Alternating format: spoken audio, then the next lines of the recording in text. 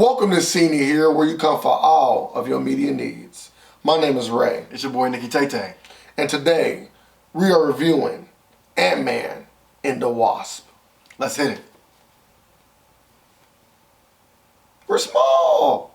Ant-Man and the Wasp. So, this movie answers the question, where the hell was Ant-Man in Infinity War? Where has he been since he threw War Machine around like a hot potato? Well, we see that now he was on house arrest following the actions of Civil War. You know, him siding with Captain America and breaking the Soviet Accords. He is now on lockdown. Hank Pym and his daughter Hope are on the run. And Paul Rudd is just living his days out, playing rock band and hanging out with his daughter, doing everything a good dad should. On house arrest. On house arrest. But now the issue is Hank and Hope are after their missing wife or mother, respectively, to try to reclaim her from the quantum realm. And it is up to Scott to come back into the fold to help them track Janet down. I mean, that is the quick synopsis. But this movie, for all intents and purposes, should just be called The Wasp. You know, Ant-Man was to sell tickets. The Wasp is what keeps you there.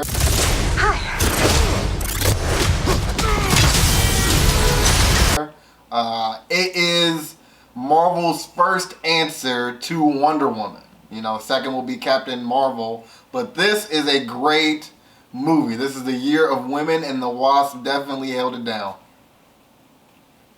Yeah, she did. I can say one thing, the chemistry between the actors was great. I love how they bounced commentary off each other. I love the dialogue between all of them.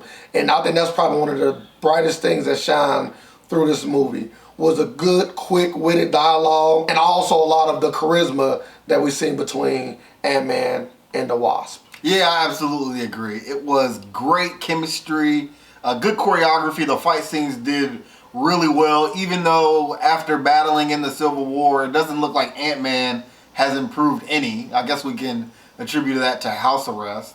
But the movie is good. The movie is solid. It is entertaining, which is great. I think coming on the heels of Black Panther and Infinity War, Marvel said, you know, we are going to do a movie that's fun and lighthearted, and that is exactly what you get. You get something that isn't as serious, you know, isn't as heartbreaking, but is still very well executed. It definitely was a good change of pace. Like you said, a lot more lighthearted. But this movie is not perfect. And I would say one of the downfalls, and it seemed like almost like a broken record because we've been watching so many superhero movies, superhero TV shows, that it keeps seeming like I spit out the same stuff. But it still remains to be true. Without a great villain, the hero suffers. The movie suffered because of it. And though the villain, as far as the action sequences was concerned, was phenomenal. I love the way she was like Ghost, where she's flashing in and out, if you know Ghost from The Matrix, flashing in and out of scenes, going through walls and doors, and the fight sequences were amazing. But as far as her personality, it never really got fleshed out. All we seen was her story and why she wants to do what she is doing. But her as a character, not really a lot there. They showed us one flashback, but that's really all we got from her. Not a lot of dialogue, and really no reason for us to care about what she's doing. Yeah, the villain was slightly lackluster, and which is the issue with a lot of the Marvel movies. I mean, they have a villain here or there that is forgettable, and Ghost will be another villain that is forgettable. I think for Marvel, moving into the next phase, or ending this current phase, if you will, the focus is still solely on Thanos and the aftermath. And Ant-Man, again, shows you that by giving you a villain that's just small time. It doesn't compare to the villain that we've already seen on the big screen. Visually, this movie was spectacular. CGI at its best. I was in the theater wild. Very much wild about how amazing it looked on screen. Like, wow. Like, how do you keep this level of CGI up? How? Other movies need to take note, because this is how you do CGI well. I felt like every time we got big and every time we got small, I felt like we actually was there. And I gotta give a big credit for Marvel that continues to lay the groundwork for how CGI is supposed to be done correctly. Yeah, it felt very real. Like you said, CGI was executed almost perfectly. Very Doctor Strange-esque scenes, crazy visuals, crazy colors. Even within the trailer, the blowing up the Pez dispenser, all of that was awesome. We also got a chance to see this movie in 3D, which also, I would say, made the movie even better. This was one of those times where it's like, yeah, this is something you definitely want to catch in 3D, because there are a lot of things that the movie didn't do like super purposely, but just kind of happened to do. And it was like, oh my God, it's an ant pincer coming out at me, or a seagull is flying near my face. It was awesome. And the biggest thing I like about 3D is the depth. It shows you the depth between the characters. And by depth, I mean behind the characters. What's the distance between me and the bus? Or what's the distance between me and the building? And especially with like Ant-Man, when he gets small in size or bigger in size, you can definitely see the difference when you're wearing those 3D glasses. This movie also did something very well that the first one did, which was provide a lot of comedy that was well written into the story. It didn't feel like it was trying too hard, even though maybe some jokes might have been misses. Overall, it is still a very funny film, unlike Guardians of the Galaxy 2, which definitely tried too hard.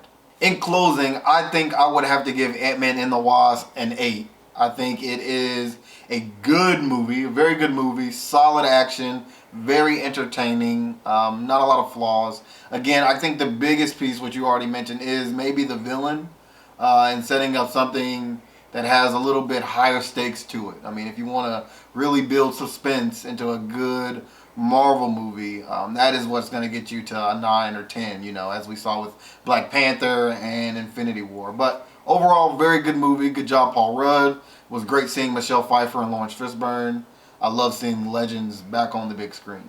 After watching this movie, I would definitely have to say Ant-Man and the Wasp did a lot of things well. They continued the trend from the first Ant-Man movie and brought us a lot of the same things that we love about the first one, but also brought the same thing that we didn't like about this first one, which is the villain. So, in closing, I will have to say this movie didn't do anything differently from the first movie, outside of probably better fight scenes and choreography, but slightly less funny than the first movie. That could just be my personal opinion. I like the first movie a little bit more than I like this one. Not by much. But I would say Ant-Man did come in big in this movie. And I would say I would give this movie an 8, as well as Nikki Tay.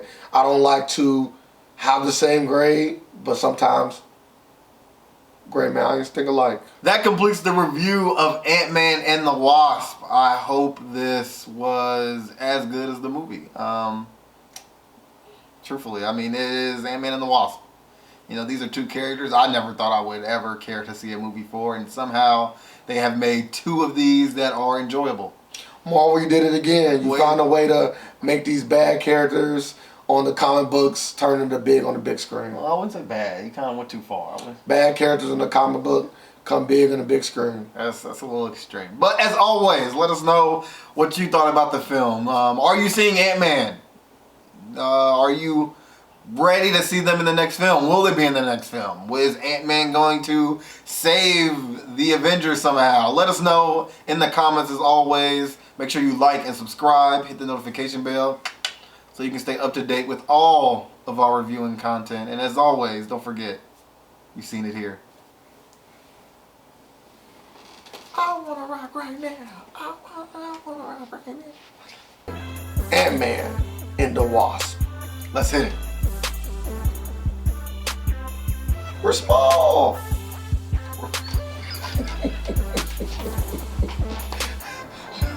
We're big.